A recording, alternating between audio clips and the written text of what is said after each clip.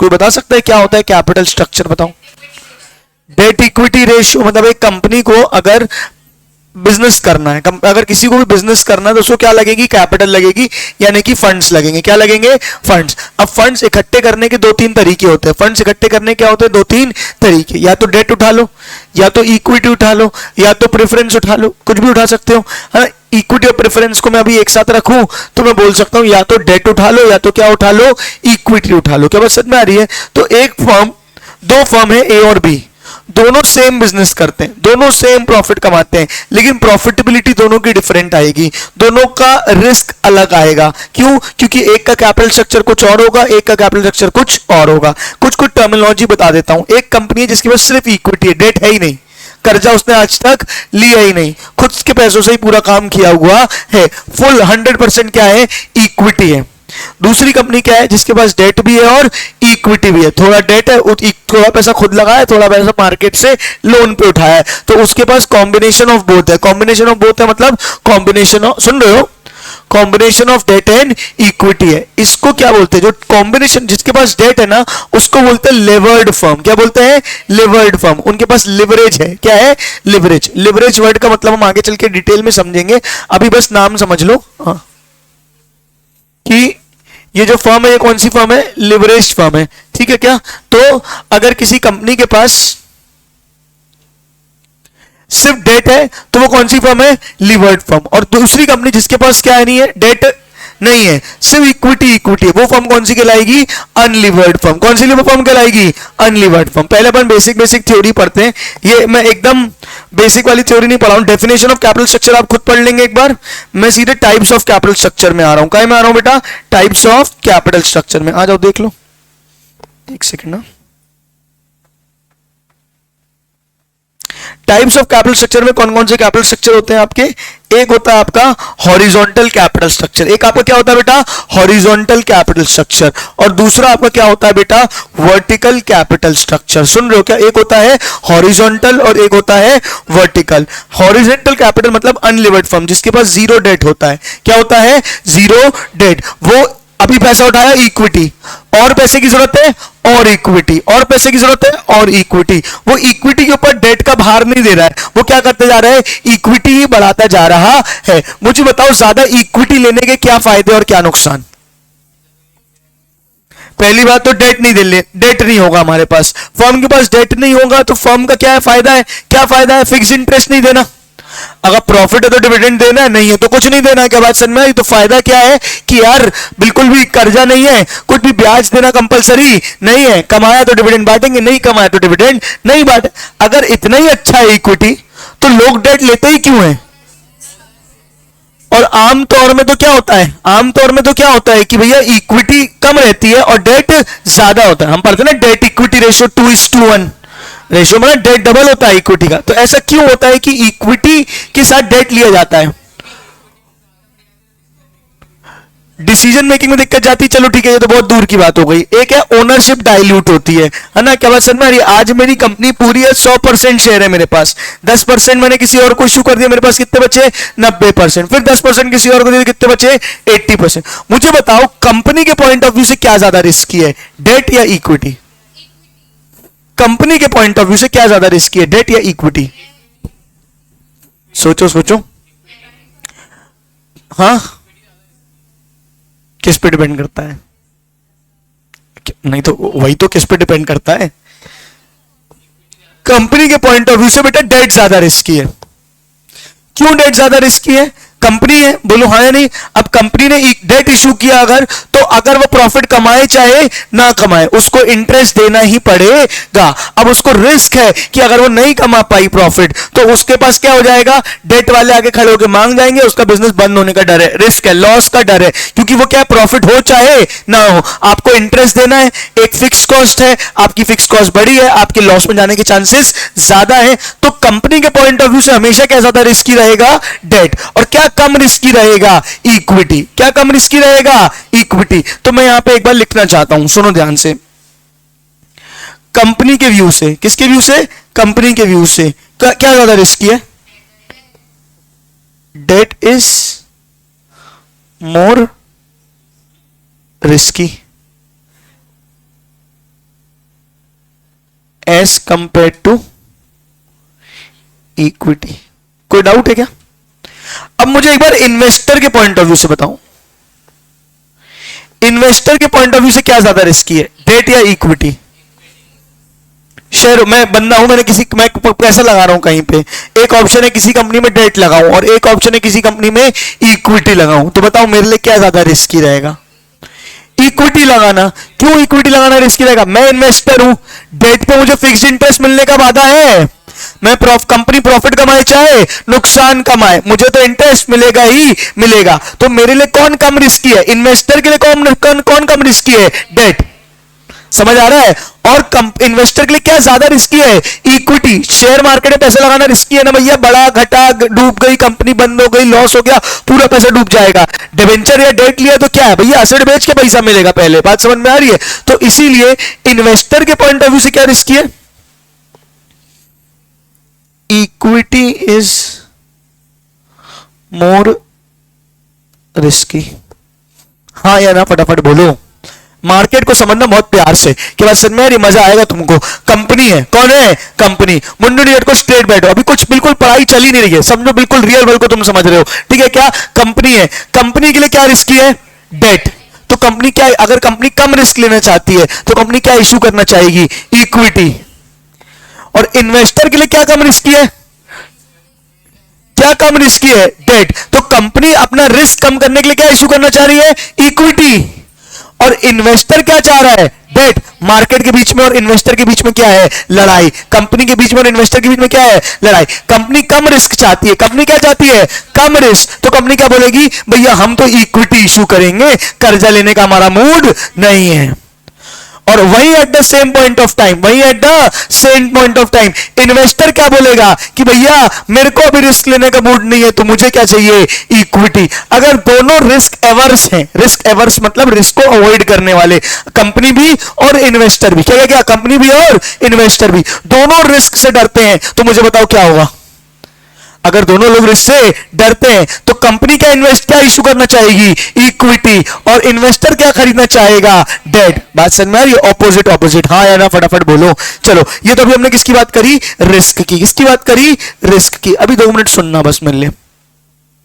Company के लिए ज्यादा फायदेमंद क्या है, डेट या इक्विटी? प्रॉफिटेबल ज्यादा कमाई किस में होगी कंपनी को, डेट में कि इक्विटी में? डेट में कि इक्विटी में? कंपनी के लिए बेनिफिट किस में? डेट में।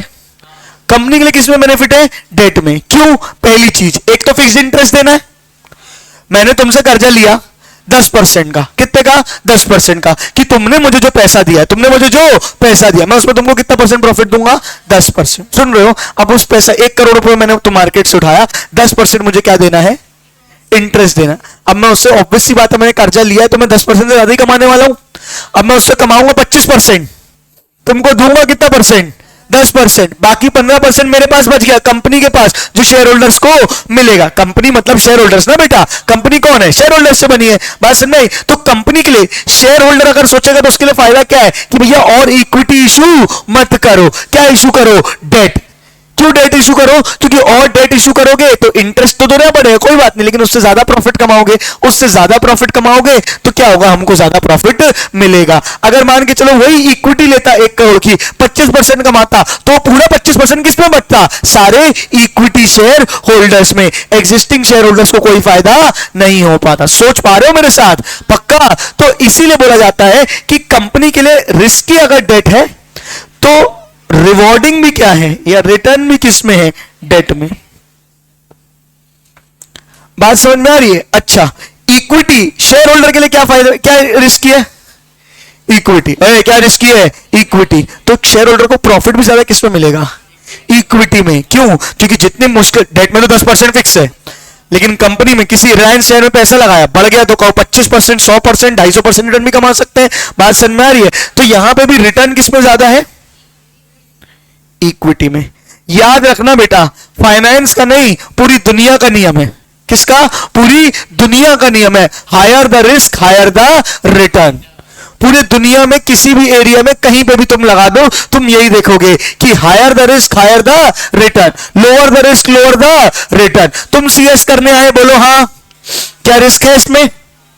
हाँ, बीकॉम के मुकाबले ज्यादा रिस्क है। बीकॉम वाला तो पास हो ही जाएगा, 100 के भी जाए पेपर देने तो पास हो ही जाएगा उसको।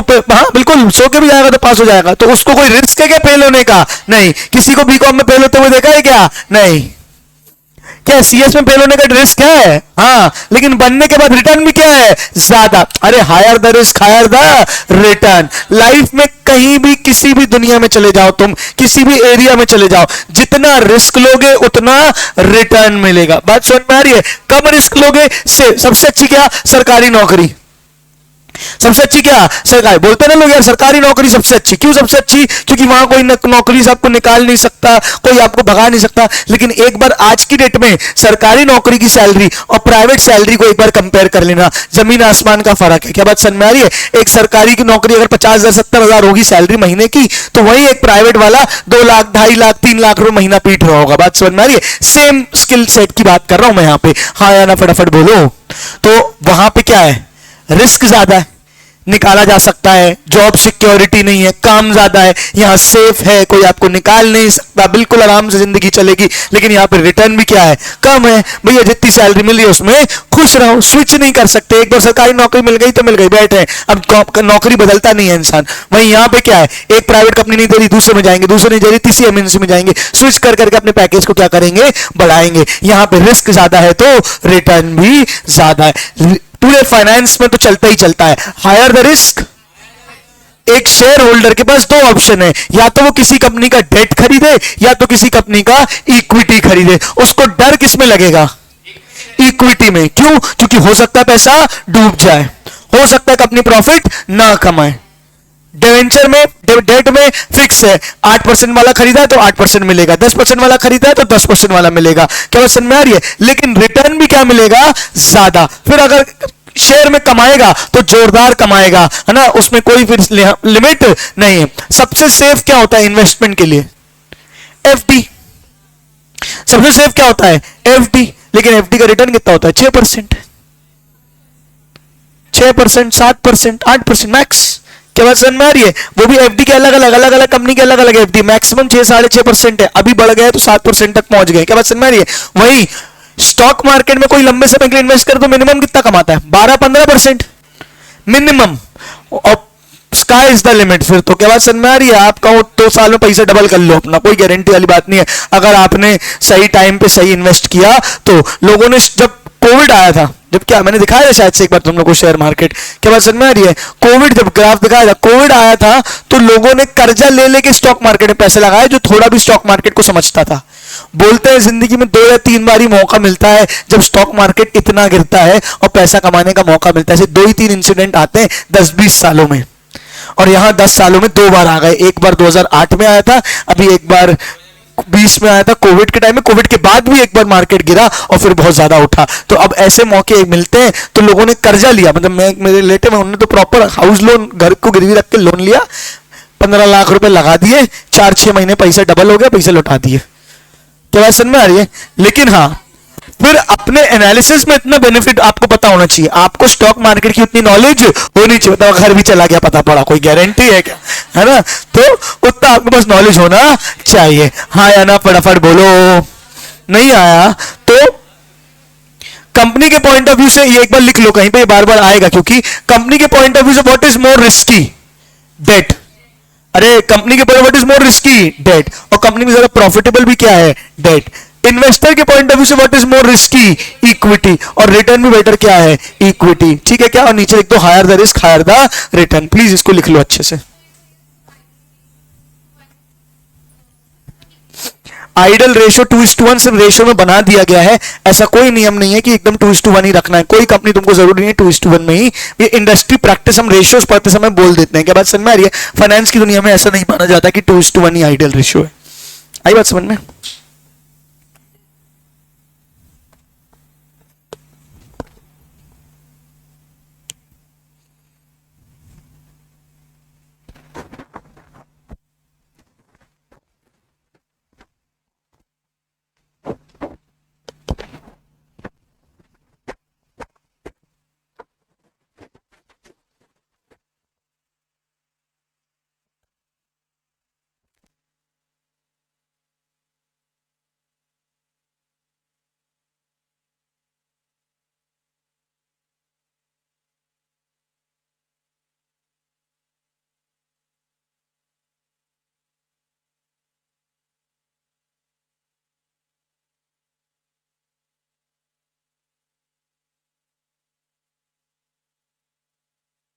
अब एक बात समझो, लिवरेज का मतलब क्या होता है।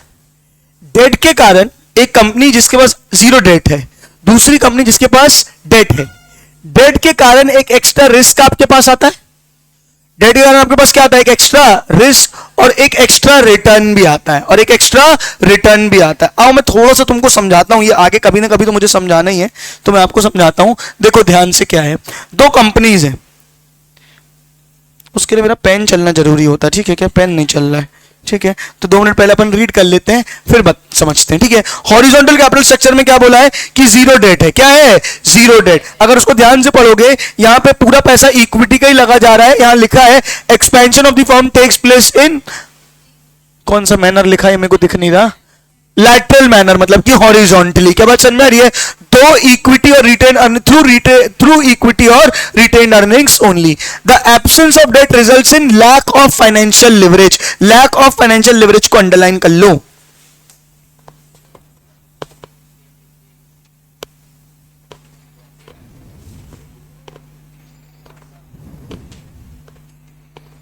ठीक है, दूसरा कैपिटल स्ट्रक्चर कौन सा है, वर्टिकल। दूसरा कौन सा है बेटा, वर्टिकल। वर्टिकल में क्या होता है, इक्विटी का बेस है, उस ढांचे के ऊपर क्या है, थोड़ा सा प्रेफरेंस, थोड़ा सा डेट खड़ा हुआ है। क्या बात समझ में आ रही है। अब जब भी सुन रहे हो, जब भी एडिशनल फंड की जरूरत होगी, जब भी किसकी जरूरत होगी, एडिशनल फंड की, तो उसके ऊपर किसका भार रखा जाएगा, डेट का। मतलब ओवरऑल एडिशनल फंड हमेशा किससे उठाया जाएगा, डेट से। बस एक स्मॉल फाउंडेशन किसकी बना दी है, इक्विटी की। किसकी बना दी है, इक्विटी की। अब एडिशनल फंड हमेशा किससे उठाया जाएगा, डेट से उठाया जाएगा। एक बार ये वर्टिकल कैपिटल स्ट्रक्चर, ये दोनों ध्यान से रीड करो, इंपॉर्टेंट है, फिर हम बात करेंगे।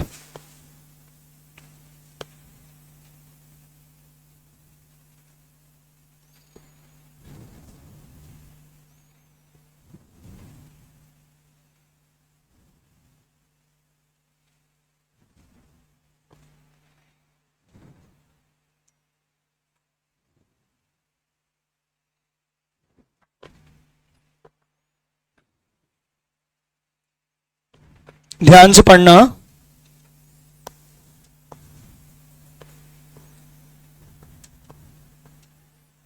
बुक नहीं है, बुक से नहीं पढ़ रहे हो, मुझे लगा बुक से पढ़ रहे हो। साले अपनी अपनी बुक लाओ ना सब। अच्छा, देखते हैं।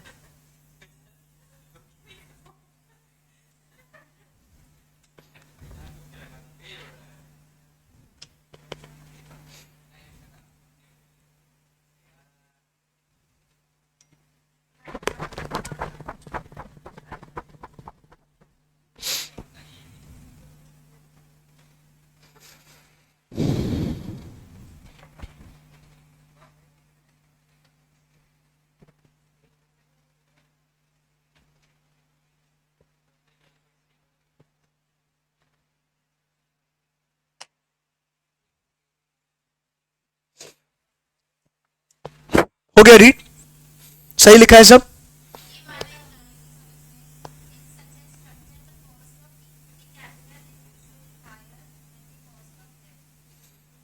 हमेशा जिंदगी में यही होगा कि कॉस्ट ऑफ इक्विटी क्या होगी, महंगी, और डेट क्या होगी, सस्ती। ये हमने कॉस्ट ऑफ कैपिटल में से पढ़ रखा है, लेकिन एक बार फिर से बताता हूं, इसलिए बोल रहा हूं कॉस्ट ऑफ कैपिटल देखो जाके। कॉस्ट ऑफ इक्विटी हमेशा क्या होगी। अच्छा मुझे बताओ, इक्विटी की कॉस्ट है क्या, what is the cost of equity. Equity के बदले जो देना पड़ेगा डिविडेंड, और कॉस्ट ऑफ डेट क्या है, डेट के बदले जो देना पड़ेगा इंटरेस्ट। तुम मेरी कंपनी के दो इन्वेस्टर हो, एक ने खरीदी है इक्विटी, एक ने खरीदी है डेट, और मैं दोनों को बोल रहा हूं कि 10-10% दूंगा। बताओ कौन ना खुश होगा, क्यों। उसने बोला मैंने रिस्क उठाया ना, अरे भाई मैं भी नहीं खरीद रहा इक्विटी, जब दोनों को 10% ही मिलना है। मैंने कहा डेट तेरे को भी 10%, इक्विटी तेरे को भी 10%। तू क्या बोलेगा, मैं क्यों खरीदूं इक्विटी, उसमें तो मिलेगा कि नहीं मिलेगा कोई गारंटी नहीं है, और मिल भी कितना रहा है 10। इससे अच्छा मैं रहता हूं, मैं भी क्या खरीद लेता हूं, डेट खरीद लेता हूं भाई, मेरे को कम से कम फिक्स तो मिलेगा। बात समझ में आ रही है। तुम इक्विटी किस कंडीशन में खरीदोगी, जब तुम्हारा रिटर्न क्या होगा, डेट से ज्यादा। कोई भी बंदा इक्विटी किसी कंपनी कब खरीदेगा, जब डेट से ज्यादा। मैं एक नई कंपनी लेके आया हूं, मैं तुमको 6% रिटर्न दूंगा, खरीदोगे भाई, करोगे मेरी कंपनी में इन्वेस्ट। अरे 6% एफडी में रेट चल रहा है यार, बात को समझो ना, 6% का में रेट चल रहा है एफडी में, जहां पैसा डूबने के चांसेस नहीं है। तो तुम मेरी कंपनी में इन्वेस्ट करोगे, कभी सपने में भी नहीं करोगे।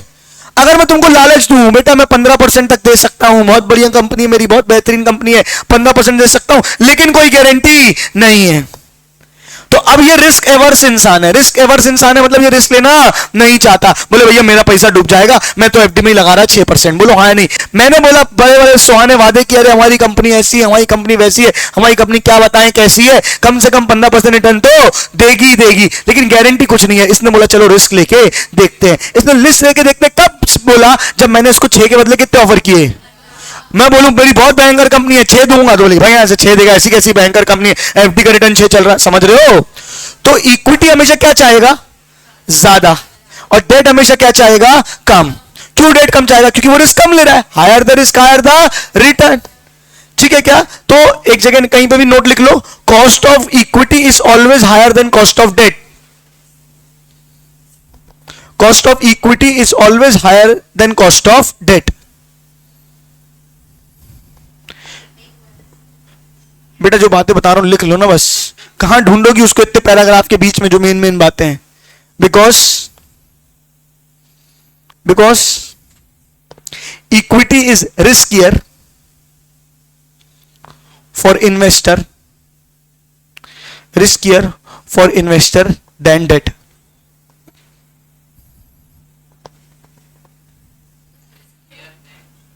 Date, equity is riskier for investor than debt. Logic समझे। मैं चाहता हूं उसमें और गहरा सोचो, लिख लो तो फिर आगे बोलूंगा। लिख लिया, यहां सुनो यहां सुनो, मैंने क्या बोला, इन्वेस्टर के लिए क्या रिस्की है, इक्विटी, और क्या कम रिस्की है, डेट। तो वो रिस्क के बदले क्या ज्यादा रिटर्न चाहेगा, इक्विटी। तो मुझे ज्यादा कॉस्ट देनी पड़ रही है किसकी, इक्विटी के लिए, और कम कॉस्ट देनी पड़ रही है किसके लिए, डेट के लिए। क्योंकि इक्विटी इन्वेस्टर क्या मांग रहा है, ज्यादा, क्योंकि इन्वेस्टर क्या मांग रहा है, ज्यादा, क्योंकि वो क्या उठा रहा है, रिस्क।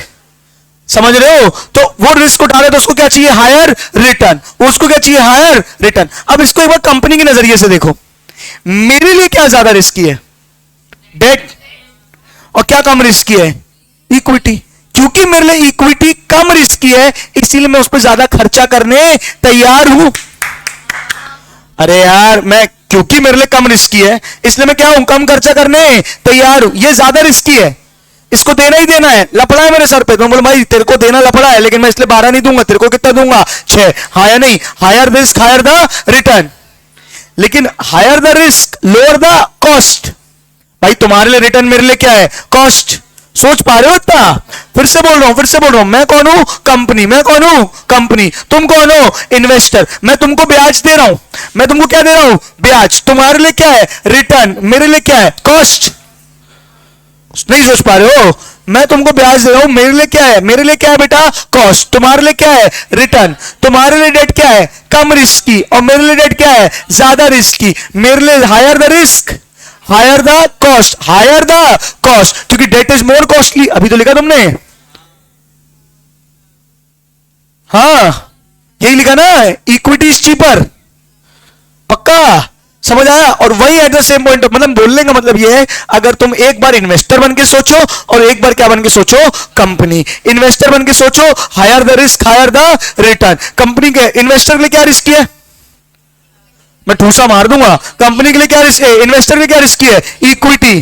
तो वो ज्यादा रिटर्न मांगेगा, क्योंकि वो ज्यादा रिटर्न मांगेगा तो कंपनी के लिए कॉस्ट क्या लगेगी, ज्यादा। कंपनी के लिए कॉस्ट क्या लगेगी, ज्यादा। K is greater than K D, K is greater than K D. Cost of equity is greater than cost of debt. हो मेरे साथ, पक्का। और उस कंपनी के, इन्वेस्टर के लिए क्या कम रिस्की है, डेट। इन्वेस्टर के लिए क्या कम रिस्की है, डेट। तो वो क्या मांगेगा, कम रिटर्न मांगेगा। नहीं आई बात समझ में, पक्का आ गई। अब इसको पलटाते हैं, इसी बात को इस तरह पलटाते हैं, किसके पॉइंट ऑफ व्यू से, कंपनी के पॉइंट ऑफ व्यू से। कंपनी के लिए क्या ज्यादा रिस्की है, डेट, इसलिए वो उसको क्या पड़ रहा है, सस्ता। इसलिए वो उसको क्या पड़ रहा है, सस्ता। केडी लेस ना, क्योंकि कंपनी के लिए क्या है, ज्यादा रिस्की कौन है, डेट, इसलिए वो उसको क्या पड़ रहा है, सस्ता। और इक्विटी क्या है, कम रिस्की, इसलिए वो क्या पड़ रहा है, महंगा। अगर मैं इसको ऐसे लिखूं, अगर पेन चार्ज हो गया होगा तो ही लिखूं, आएगी आएगी स्क्रीन आएगी, हाँ। K E is greater than K D, K E is greater than K D. सुन लो, cost of equity is greater than cost of debt because it is more risky for investor. It is more risky for investor. It is less risky for investor. सुन रहे हो? और ये पूरे में rule क्या लग रहा है? Higher the risk higher the return.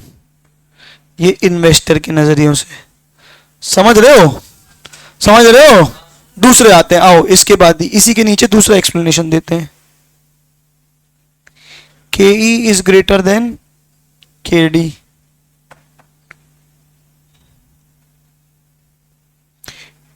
Equity is less risky for company, क्योंकि फिक्स पेमेंट नहीं है, क्योंकि फिक्स पेमेंट नहीं है, हेंस कॉस्ट इज हाई। समझ गए? इक्विटी इज मोर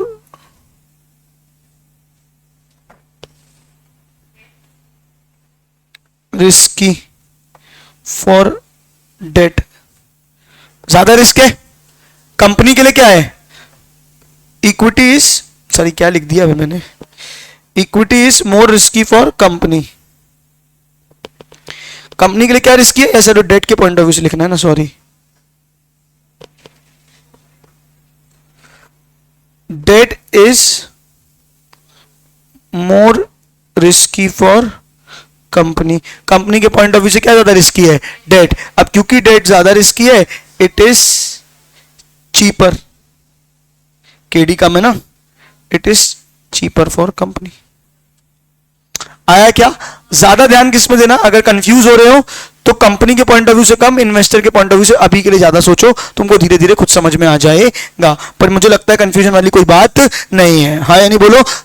आमतौर पर इक्विटी ज्यादा है क्योंकि रिस्क ज्यादा है, इन्वेस्टर ज्यादा रिटर्न मांग रहा है, और डेट सस्ता है क्योंकि रिस्क कम है, इन्वेस्टर कम रिटर्न मांग रहा है। क्योंकि मेरे लिए वो कम, अच्छा मैं ज्यादा देने क्यों तैयार हूं इक्विटी को? क्योंकि मेरे लिए वो क्या है? कम रिस्की, इसलिए मैं कॉस्ट ज्यादा देने तैयार हूं। और डेट मेरे लिए क्या है? ज्यादा रिस्की, इसलिए मैं कम पे करने तैयार हूं। बस debt is more risky for company, इसलिए मुझे क्या है, उसमें क्या करना पड़ेगा? सस्ता पड़ रहा है, इसलिए मैं देने तैयार हूं कम पैसा। बोलो आया कि नहीं आया? नहीं आया? नोट कर लो अच्छे से।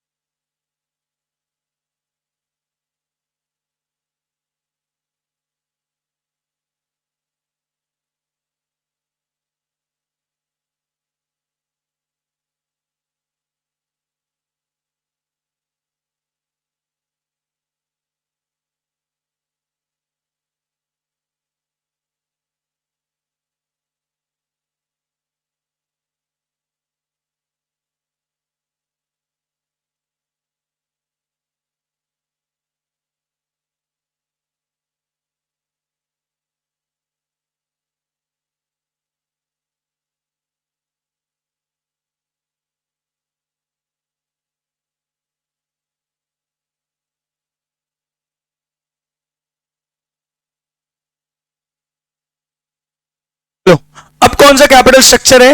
एक है पिरामिड कैपिटल स्ट्रक्चर और एक है इन्वर्टेड पिरामिड कैपिटल स्ट्रक्चर। दिख रहा है क्या आपको?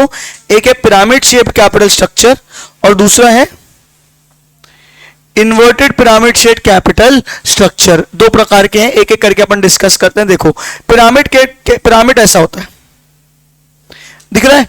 तो उनका कहना है नीचे सबसे ज्यादा क्या रहेगी? इक्विटी, फिर क्या रहेगा? प्रेफरेंस, और फिर क्या रहेगा? डेट। आरी बात समझ में? और इन्वर्टेड पिरामिड में कैसा रहेगा? ये रहेगी इक्विटी, ये रहेगा प्रेफरेंस और ये रहेगा डेट। ये दोनों को देख के क्या बता पा रहे हो तुम? ये कंपनी की इक्विटी ज्यादा है, डेट कम है। ये पूरा ज्यादा निर्भर किस में है? इक्विटी पे। ये ज्यादा निर्भर किस पे है? डेट पे। मतलब क्या है इसका? ये कंपनी रिस्क एवर्स है, ये रिस्क लेना पसंद नहीं करती। इसने ज्यादा क्या किया? खुद का पैसा इक्विटी लगाया हुआ है, फिक्स्ड इंटरेस्ट अपने पास बहुत कम रखा हुआ है। तो ये थोड़ी सी रिस्क एवर्स फर्म है, समझ रहे हो? और ये कैसी है? थोड़ी सी रिस्क टेकिंग। ये कौन सी है? Risk taking. हाँ या नहीं फटाफट बताओ मुझे। बताओ कॉस्टली क्या होता है? इक्विटी की डेट? कॉस्टली क्या होता है? इक्विटी या डेट? अभी तो लिखा के इज ग्रेटर देन के टी, तो कॉस्टली क्या होता है? इक्विटी। तो कॉस्टली क्या है? इक्विटी। तो इनकी ओवरऑल कॉस्ट ऑफ कैपिटल क्या होगी? ज्यादा, क्योंकि इनके पास ज्यादा क्या है? महंगा वाला काम, इक्विटी प्रेफरेंस, महंगी वाली चीजें ज्यादा है, तो इसकी कॉस्ट क्या होगी? ज्यादा, लेकिन रिस्क क्या होगी? कम। सुन रहे हो क्या? इसके पास क्या है? ज्यादा डेट, सस्ता डेट, डेट इज सस्ता, इक्विटीज महंगी। अरे यार, डेट इज सस्ता, इक्विटीज महंगी, तो इसके पास ज्यादा क्या है बेटा? इसकी cost is low, risk is high. नहीं, कभी नहीं लिखवाया। Higher risk higher return, higher risk lower the cost, lower risk higher the cost, opposite रहता है। अगर रिस्क ज्यादा ले रहा हूं मैं तो कॉस्ट कम बेयर करूंगा ना यार। अगर रिस्क कम ले रहा हूं तो कॉस्ट क्या करूंगा? ज्यादा बेयर करूंगा। सेकंड रो वाला लिखवाया केडी, वो जो कंपनी के पॉइंट ऑफ व्यू से वो यही तो था। क्या बात समझ में आ रही है? कंपनी की इक्विटी क्या है? ज्यादा। कंपनी की इक्विटी क्या है? ज्यादा। सस्ती होती है इक्विटी की डेट सस्ता होता है? कौन सस्ता होता है? डेट। जिंदगी का नियम है ना, debt is cheaper than equity, है ना? कर्जा सस्ता है बेटा। किसी को पार्टनर बनाना महंगा है ना, जिंदगी भर खाएगा बैठ के, कर्जा लेके मुक्त हो जाएगा फ्री होके ब्याज लेके। बात समझ में? तो debt is cheaper, equity is costly, equity is costly. अब क्योंकि इक्विटी इज कॉस्टली तो cost is high, cost is high, risk is less. समझ में आया? इसको थोड़ा अच्छे से लिख दूं।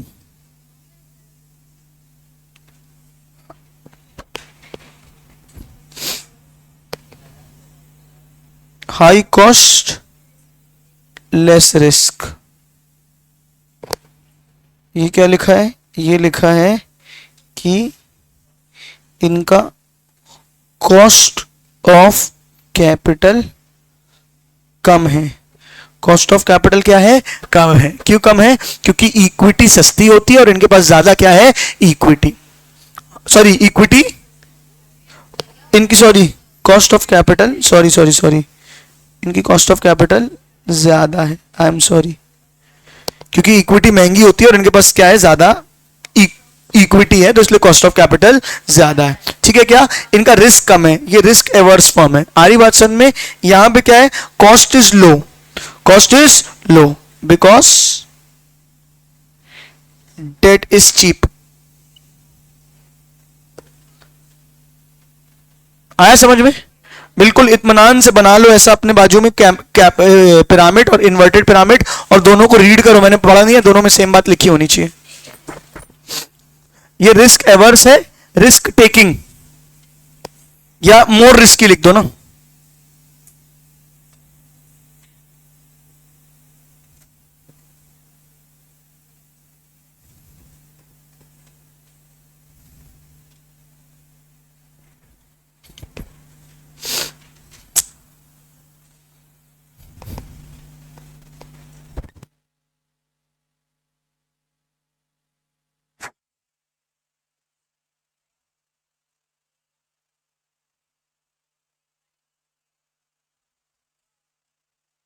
ये बना लिया? हाँ,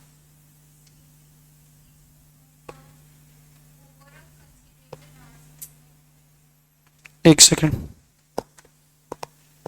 कहां पे क्या लिखा है?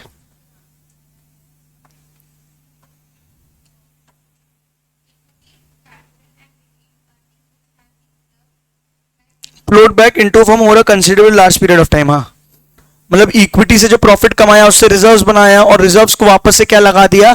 इक्विटी में। मतलब इक्विटी का मतलब क्या होता है? इक्विटी प्लस रिजर्व्स दोनों आते हैं। तो हमने जो भी प्रॉफिट कमाया उसको वापस से क्या लगा दिया? कंपनी में। फिर जो प्रॉफिट कमाया उसको फिर से क्या लगा दिया? कंपनी में। तो ये इतनी जल्दी नहीं होता, बहुत लार्ज पीरियड ऑफ टाइम पे होता है। तो वही लिखा है, profit is earn and float back. Float back मतलब वापस लगा दिया, ठीक है, over a large period of time. इसके लिए बहुत लंबा समय लगा है।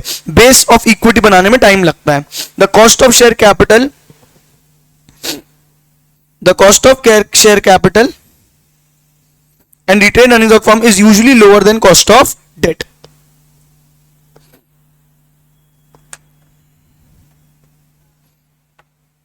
Cost of share capital retained earnings of firm is usually lower than cost of debt. यानी सस्ता कौन है? अबे सस्ता इक्विटी है?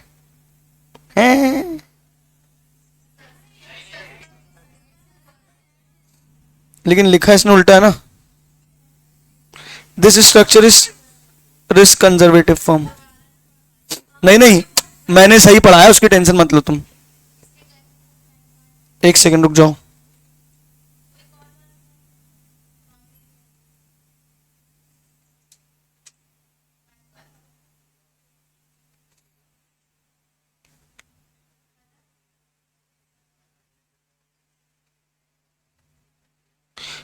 हमेशा महंगा कौन होगा? कॉस्ट ऑफ इक्विटी ही महंगा होगा डेट से। कॉमन सेंस लगाओ ना। इन्वेस्टर ज्यादा क्या मांगेगा, डेट या इक्विटी? इक्विटी।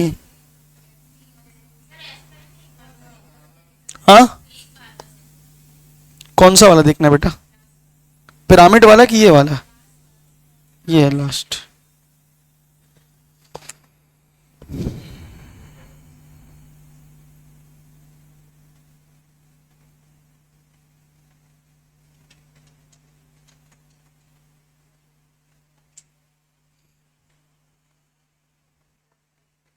इन्वर्टेड में लिख पढ़ लो। Small component of equity, reasonable level of retained earnings, but an ever increasing component of debt. All the increase in capital structure in recent past have been made through debt only.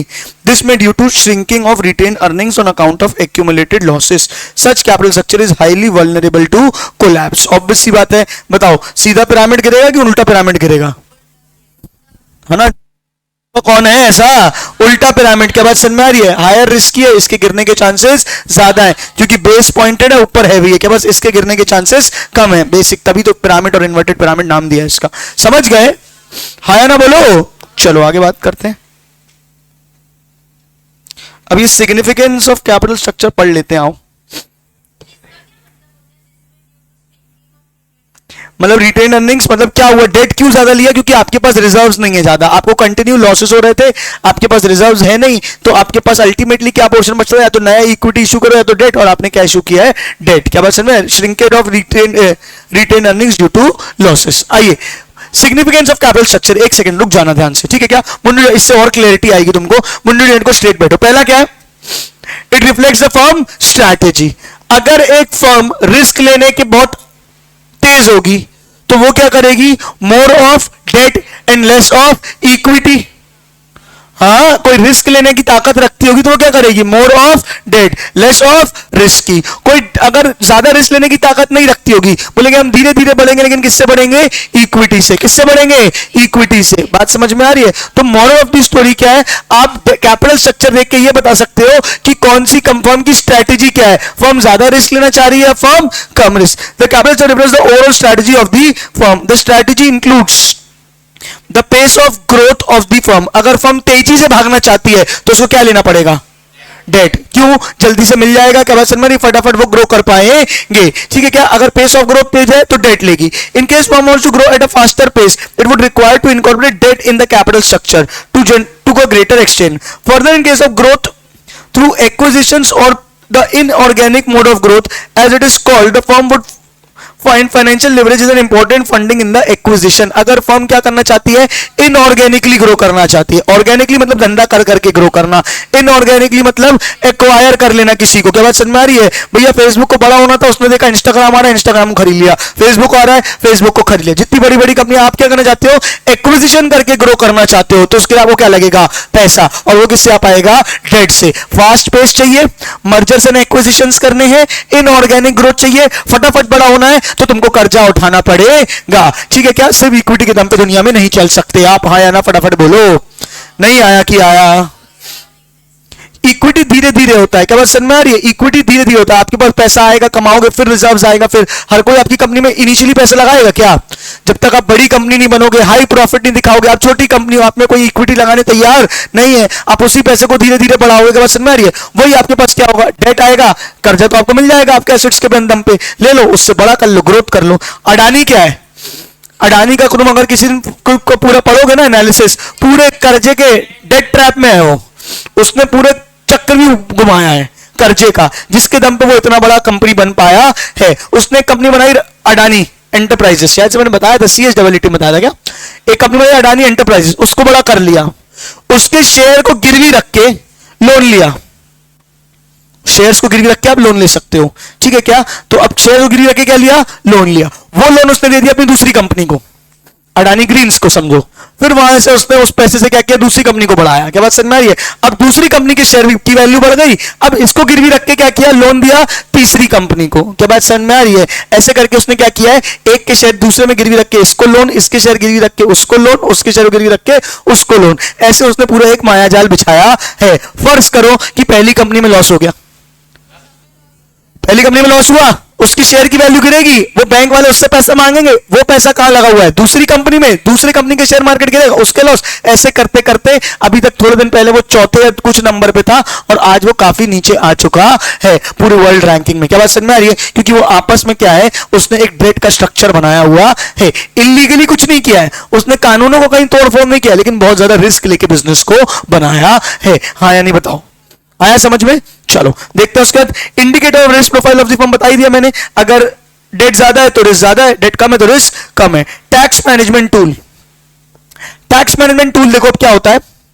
Date लेते हो ना तो आपको tax में benefit मिलता है।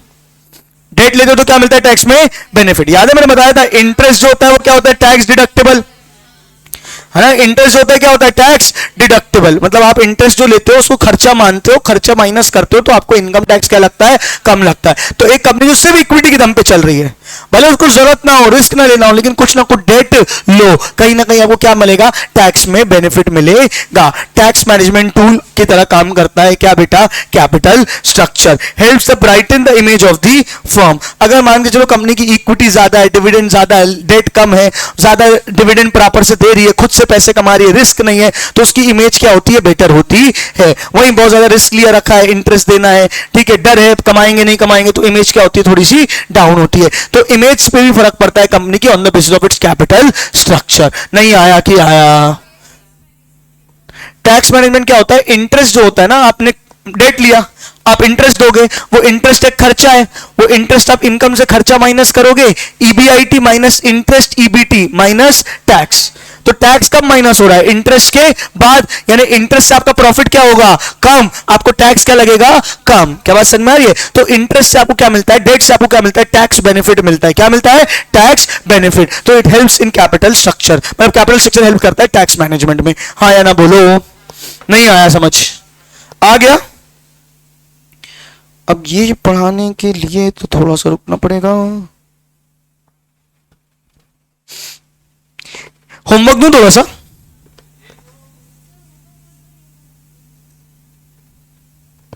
Planning and designing capital structure और attributes of well plan capital structure.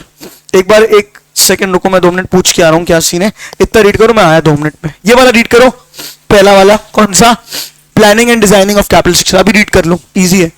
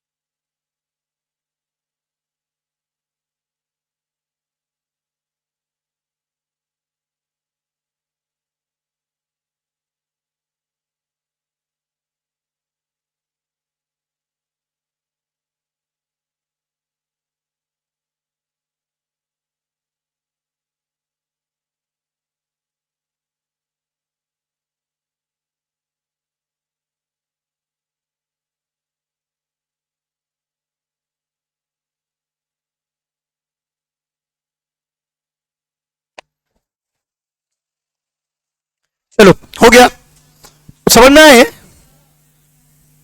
कौन सा? हाँ, does the exist an optimum financing mix in the terms of maximum value of firm share holders. मतलब समझो, इंपॉर्टेंट पॉइंट है, अगर ज्यादा डेट है तो भी नुकसान है, ज्यादा इक्विटी है तो भी नुकसान है। एक ऑप्टिमम फाइनेंशियल स्ट्रक्चर होगा जहां पे, अच्छा ऑप्टिमम फाइनेंशियल स्ट्रक्चर क्या कहलाएगा? जहां पे शेयर होल्डर को सबसे ज्यादा फायदा हो रहा होगा। क्या बात समझ में आ रही है? जहां पे क्या हो रहा होगा? शेयर होल्डर को सबसे ज्यादा फायदा। तो क्या वो ऑप्टिमम फाइनेंस मिक्स हमको पहुंचना है जहां पे हम ऐसा डेट इक्विटी का कैपिटल स्ट्रक्चर लगाएं? अल्टीमेटली कंपनी मतलब कौन? Share holders. शेयर की वैल्यू जितनी बढ़ेगी कंपनी उतनी वैल्यू बढ़ेगी। क्या बात समझ में आ रही है? तो अल्टीमेटली क्या है? Maximize the value of share holders. क्या बात समझ में आ रही है? तो वो ऑप्टिमम मिक्स वो होता है जहां पे डेट इक्विटी, ऐसा मिक्स स्ट्रक्चर जहां पे क्या हो, मैक्सिमम रिटर्न आए किसके पास? इक्विटी शेयर होल्डर्स के पास। समझ गए क्या? आइए, वो मैं वही बता रहा हूं, 2:1 जो बताया गया है वो प्लीज फाइनेंस में मत लगाना, वो आपने अकाउंट्स में रेशियो एनालिसिस में पढ़ा है कि 2:1 इज गुड। क्या बात समझ में आ रही है? कैपिटल स्ट्रक्चर फाइनेंसिंग में कहीं भी 2:1 नहीं बताया गया है। क्या बात समझ में आ रही है? इतना होना चाहिए। ऑप्टिमम निकाला जाता है फॉर्म की बहुत सारी डिटेलिंग करके। ऐसा नियम बोल ही नहीं सकते आप कि 2:1 हर बिजनेस में सेम रहे। क्या बात समझ में आ रही है? Her nature of business, type of business, risk of business, बहुत सारी बातों पे निर्भर करता है। अकाउंट्स इतना फाइनेंस के अंदर नहीं जाता, वो ब्रॉड वे में बता देता है डेट इक्विटी रेशियो 2:1। फाइनेंस में वो रूल नहीं लगता है। Does the way in which, ये तो मैं भी पढ़ाऊंगा ना, मैंने सिर्फ ऊपर वाला पढ़ के बोला, प्लानिंग वाला, एट्रीब्यूट्स वाला मैं भी पढ़ाऊंगा। एक चीज पहले बता दूं उसके पहले, आओ देखो, देखो दो कंपनी है ए और बी, सुन रहे हो? ओए, दो कंपनी है ए और बी, दोनों की कैपिटल कितनी है? 50 लाख 50 लाख। दोनों की कैपिटल कितनी है? 50 लाख। दोनों का ईबीआईटी यानी कि बिजनेस से करने का प्रॉफिट, ईबीआईटी मतलब earning before interest and tax, मतलब उन्हें कोई भी अभी कैपिटल स्ट्रक्चर का पैसा नहीं दिया है, जो बिजनेस से कमाया वो वाली बात है। दोनों का ईबीआईटी कितना है? 5 लाख 5 लाख। बात समझ में आ रही है? अभी तक ये दोनों कंपनियां बराबर हैं, दोनों ने, दो धंधे वाले थे, दोनों ने 50-50 लाख लगाए, दोनों अपने कैपिटल का 10-10% यानी 5-5 लाख रुपए कमा रहे हैं। कोई डाउट है क्या? नहीं। अब इसका जो है 50 लाख, उसमें इक्विटी है 30 लाख और डेट है 20 लाख, और इसका क्या है? फुल इक्विटी है 50 लाख, डेट है 0। बात समझ में आ रही है? अच्छा, एक शेयर कितने का है? 10 रुपए का। एक शेयर कितने का है? 10 रुपए का। तो 30 लाख डिवाइडेड बाय 10, कितने नंबर ऑफ शेयर हो जाएंगे? वो बताओ मेरे को। 3 लाख। इसके शेयर कितने हो जाएंगे? 5 लाख। बात समझ में आ रही है? इसका डेट का इंटरेस्ट कितना है? 5%। डेट का इंटरेस्ट कितना है? 5%। तो ये पहले इंटरेस्ट देगा 20 लाख का 5%, बताओ कितना होगा? 20 लाख डेट है, 20 लाख का डेट कितना हो जाएगा? 1 लाख, है ना? तो इसके पास ईबीटी कितना बचा? 4 लाख, और इसके पास ईबीटी कितना बचा? पूरा 5 लाख। टैक्स रेट है 50%, टैक्स रेट है 50%, तो 50% टैक्स कटा, अर्निंग आफ्टर टैक्स कितना बचा? 2 लाख, और इसका भी 50% टैक्स कटा, तो इसके पास कितना बचा? 2.5 लाख। बात समझ में आ रही है? नंबर ऑफ शेयर्स इसके पास कितने थे? 3 लाख। ठीक है क्या? इसके लिए अच्छा एक काम करो, ये शेयर एक 100 का कर दो, तो कितने हो जाएंगे? 30,000 और 50,000। ठीक है, इजी पड़ेगा ना? नंबर ऑफ शेयर्स निकालो, अर्निंग आफ्टर टैक्स आ गया। तो नंबर ऑफ शेयर्स इसके कितने? 30,000, और इसके कितने हैं? 50,000। बात समझ में आ रही है? अर्निंग पर शेयर निकालो, कितना आ रहा है? अर्निंग पर शेयर 2 लाख कमाई है, 30,000 शेयर की, पर शेयर की कमाई कितनी होगी? 2 लाख डिवाइड बाय 30,000 करो, 2 लाख डिवाइड बाय 30,000, और इसका 2.5 लाख डिवाइड बाय 50,000। कौन फायदे में? कौन फायदे में है? क्यों? इसके पास क्या है? डेट, और इसके पास क्या है? No debt. इसके पास क्या है? डेट, और इसके पास क्या है? No debt. तो तुमको अर्निंग पर शेयर किसका ज्यादा दिख रहा है? इसका। तो मतलब सीधी सीधी बात है, हर कंपनी को क्या लेना चाहिए? डेट लेना चाहिए। हर कंपनी को क्या लेना चाहिए? हाँ, हम कंपनी किसके नजरिए से देखते हैं? शेयर से कमाते नहीं, ये कमाई तो बिजनेस की है बेटा। आखिरी में कमाई के हाथ में बचा कितना? पर शेयर होल्डर के हाथ में कितना बचा? 6 रुपए। और यहां में पर शेयर होल्डर के हाथ में कितना बचा? 5 रुपए। मुझे बताओ किसका फायदा? डेट वाला। तो अपन ने ये सीखा कि किसका, हर कंपनी को क्या लेना चाहिए? डेट। हर कंपनी को क्या लेना चाहिए? डेट। आओ डेटा थोड़ा सा चेंज करता हूं, सेम डेटा लेता हूं। Company A, company B, 50 lakh, 50 lakh, 30 lakh, 20 lakh, only 50 lakh. Same data है, अभी तक कोई चेंज है क्या? मैं सिर्फ इसका इंटरेस्ट रेट चेंज कर रहा हूं। इंटरेस्ट रेट इसका कर देता हूं मैं कितना परसेंट? 15%। ईबीआईटी दोनों को कितना था? डेट का 15%, इंटरेस्ट तो डेट का ही होता है। EBIT earning before interest and tax, दोनों कितना है? 5 लाख, 5 लाख। इसमें इंटरेस्ट दो, 20 लाख का 15% बताओ कितना हो जाएगा? 3 लाख। 20 लाख का 15% कितना आ जाएगा? 2 लाख। ईबीटी ये भी कितना आ गया? 5 लाख। इसमें से टैक्स माइनस करो 50%, कितना बचा? 1 लाख। इसके पास कितना बचा? 2.5 लाख। नंबर ऑफ शेयर्स के कितने थे? 30,000। और इसके कितने थे? 50,000। अब बताओ किसकी कमाई ज्यादा? ओ माय गॉड, ये तो गेम बदल गई। अब किस पे निर्भर हो गया? अब किसकी इक्विटी, अब किसकी कमाई ज्यादा हो गई? इक्विटी की। अब तुम बोलोगे डेट नहीं लेना चाहिए, इक्विटी इक्विटी लेनी चाहिए, डेट लेना कोई फायदा नहीं है। समझो, इंटरेस्ट रेट का तुक्का है क्या? कैसे पता चलेगा कौन सा इंटरेस्ट? समझो, कैपिटल कितनी है टोटल? 50 लाख, 50 लाख। कैपिटल 30 और 20 50 लाख, यानी कैपिटल कितनी है? ओ कैपिटल कितनी है? 50 लाख। 50 लाख लगा के दोनों कितना कमा रहे हैं? 5 लाख, 5 लाख। यानी कैपिटल के बदले में कितना परसेंट रिटर्न कमा रहे हैं? 10%। बहुत मजेदार चीज सिखा रहा हूं। दोनों कैपिटल के बदले कितना कमा रहे हैं? 10%। सुन रहे हो? यहां पे जो इंटरेस्ट था वो क्या था? 10% से कम। यहां पे इंटरेस्ट क्या था? 5%, यानी क्या था? 10% से कम। तो देखा जाए तो कंपनी ने पैसा लिया डेट से, उनको इंटरेस्ट का वादा किया 5%, उसको लगाया अपने बिजनेस पे, उसको लगाया अपने बिजनेस में, उससे कमाया कितना? 10%। और ब्याज कितना दिया? 5%। जो एक्स्ट्रा प्रॉफिट बचा वो किसके जेब में गया? इक्विटी शेयर होल्डर्स के। किसके शेयर होल्डर में गया? इक्विटी शेयर होल्डर में। इसलिए इक्विटी शेयर होल्डर को यहां पे डेट का फायदा मिला। यहां पे इक्विटी शेयर होल्डर्स का मिला डेट का फायदा। क्यों? क्योंकि जो डेट के पैसे से कमाया था, जो किसके पैसे से कमाया था? डेट के पैसे से, वो किसकी जेब में गया? इक्विटी की जेब में। लॉजिक समझ में आया?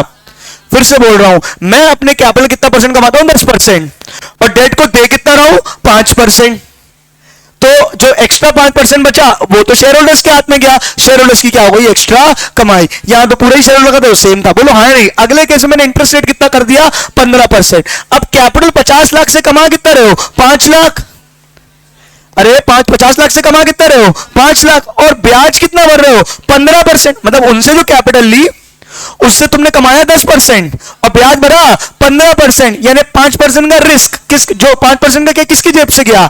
इक्विटी की जेब से। तो इक्विटी वालों को यहां पे क्या हो गया? नुकसान। इक्विटी वालों को यहां पे क्या हो गया? नुकसान। नहीं आया कि आया? पक्का?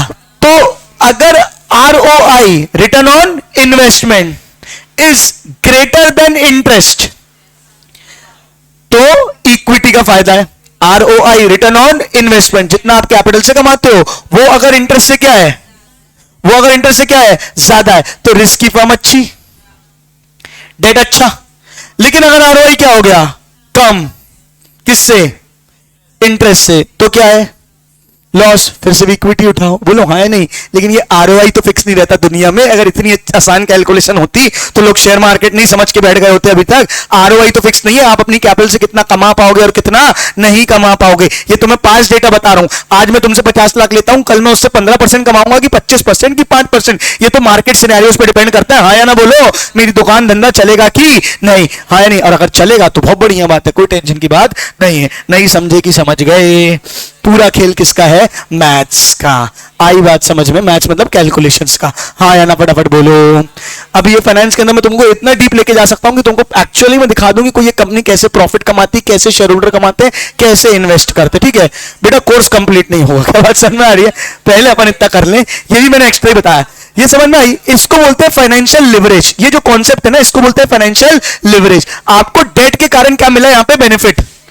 डेट का नाम क्या मिला? बेनिफिट। लिवरेज मिला एक डेट का, क्योंकि आपने उसके पैसे को इक्विटी के लिए यूज किया। लेकिन वही लिवरेज क्या लेके आता है? रिस्क भी लेके आता है। क्या लेके आता है? रिस्क। तो लिवरेज का मतलब मैं यहां पे बोलता हूं risk due to debt. Risk due to debt, जिसके कारण आप एक्स्ट्रा रिटर्न कमा सकते हो। क्या बात समझ में आ रही है? अगर आप डेट ले रहे हो तो आप एक लिवरेज में हो, आप उस पैसे को यूज करके एक्स्ट्रा प्रॉफिट कमा सकते हो। लेकिन उसके साथ साथ फिक्स्ड पेमेंट की रिस्क भी आती है। फिक्स्ड पेमेंट की क्या आती है? रिस्क। सपोज करो इसी केस में, सेम केस में, अगर ईबीआईटी कम हो जाए, धंधा नहीं चला इस साल, earning before interest and tax ही 2 लाख हो जाए, 1 लाख हो जाए तो जीरो हो जाएगा। इंटरेस्ट तो देना ही देना है, क्या बस लॉस में आ जाएगी फर्म। लेकिन यहां पे लॉस में आने के चांसेस नहीं है। हाँ या ना फटाफट बोलो। नहीं आया समझ? ठीक है क्या? आइए एक बार इसको देखेंगे। मुझे लग रहा है आज के लिए इतना काफी है, बाकी का अपन अगली कक्षा में करेंगे। ठीक है क्या? वो जो सेकंड पॉइंट पूछा है वो मैं कल करा दूंगा देखो, ठीक है? बाकी पूरा रीड करके आएंगे कल अपन, वो करेंगे सीधे सीधे। ये फैक्टर्स एक्टर्स भी बाद में पढ़ेंगे। कल सीधे अपन मेन कॉन्सेप्ट शुरू करेंगे इसके। ये capital structure theories, NI approach, NOI approach, traditional approach, MM approach, ये 4 अप्रोचेस है। ये पूरे एग्जाम में आती है, सबसे ज्यादा इंपॉर्टेंट है। तो कल अपन एनआई अप्रोच चालू करेंगे। हाँ या ना बोल दो।